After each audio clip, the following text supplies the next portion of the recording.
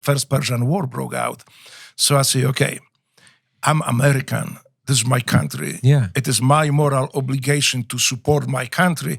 I cannot build jobs because I have no resources. I don't know how to do it, but I can fight for America. I didn't know about SEALs at the time. I knew that it was not that. So what happened first? I fill up this selective enlistment, selective enlistment card, whatever the draft. Yeah, selective reserve, right? Selective reserve, right? Yes. Yeah. I thought it's like America is at war. I fill it up, send it to them, and like next week I'll just go to war. And so I sent it out. I came, I packed my stuff because I was living with a bunch of skydivers. I say, "Where are you, Drago, going?" I say, "I'm going to war." Your stuff. Yeah. I say, "Where are you going?" "I'm going to war." I say, "What war?" I say, "The Persian Gulf War." I was like, "Okay. Why would you go there? I mean, this is a war. You can get killed." I say, "America needs me because I'm American. This is my country. I will fight for it." And so they're like, "Okay, so what did you do?" Well, I said, "I filled this contract." Say, "Oh, okay, you have a contract." It's like, came back the letter. "Well, thank you, but no thank you. You are too old. This is for young kids, like 18 years old, that you guys fill it up to send it." Yeah. And that's not the contract. So they just laugh at me, but say, "Okay, what you need to do, if you really want to do it, go to recruiting office." So you were living with skydivers.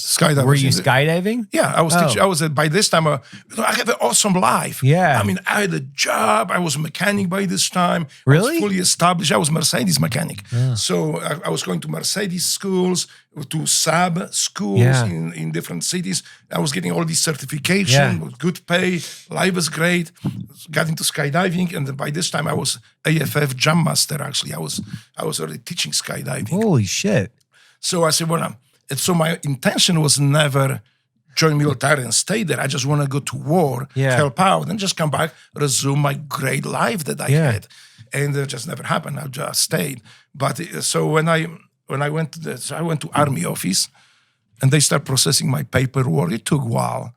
And I was like anxious because the war will be over by the time you guys finish it. I was like, no, don't worry about it.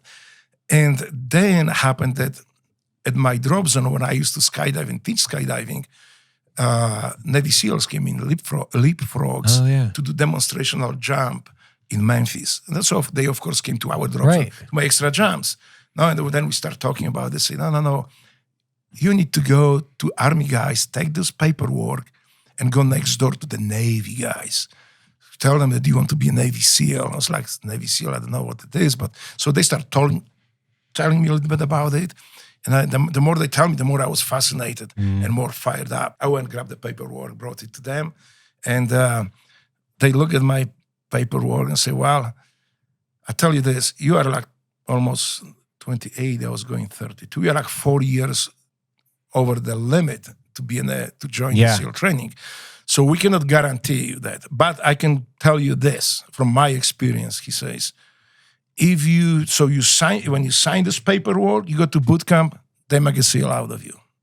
I have no doubt about it. It's like, okay, if I don't become a SEAL, I will go and fight for America, any capacity they need me. I was sworn into the delayed entry program, and then like a couple of days later, I left the boot camp. But first, I called my girlfriend at the time, and I say, look, I'm joining the Navy. I say, I kind of know about it, but yeah, what about? I said, but I'm doing it next week. What? Well, this is not the news. We're going to get married. We need to get married now because if I go to boot camp, and so after a little bit crying and prompting her, crying, me prompting her, we ran to downtown Memphis. We found the judge. He married us. And then next in a couple of days, I left for boot camp.